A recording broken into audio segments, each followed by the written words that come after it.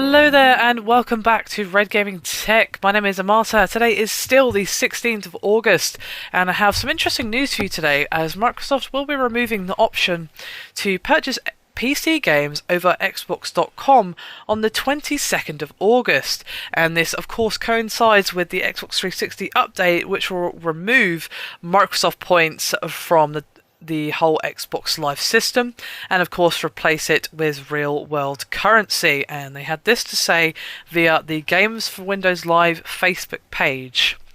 We encourage you to spend your Microsoft points balance prior to this change. Although you will not be able to purchase new games, you can continue to enjoy previously purchased content by downloading them through the Games for Windows Live client software as usual. And while you might think, oh, that means they're going to get rid of Game for Windows Live, but unfortunately not. When pressed for comment, Microsoft told Eurogamer.net that, quote, it will continue to support the Games for Windows Live platform, and, quote, although purchase functionality will be discontinued through this marketplace, the Games for Windows Live service will continue to operate as usual. So basically, it's just purchases through the website that are being closed and not the service itself.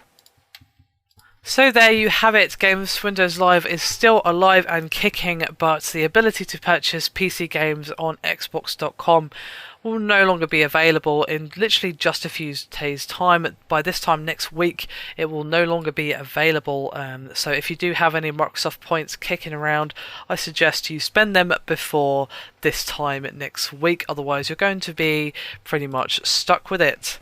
Now, I'm sure many of you are hoping that this might spell the end for Games for Windows Live and that they'd be announcing that they're pretty much just going to get rid of it, but unfortunately that's not the case from the sound of it. It's not going to be going anywhere.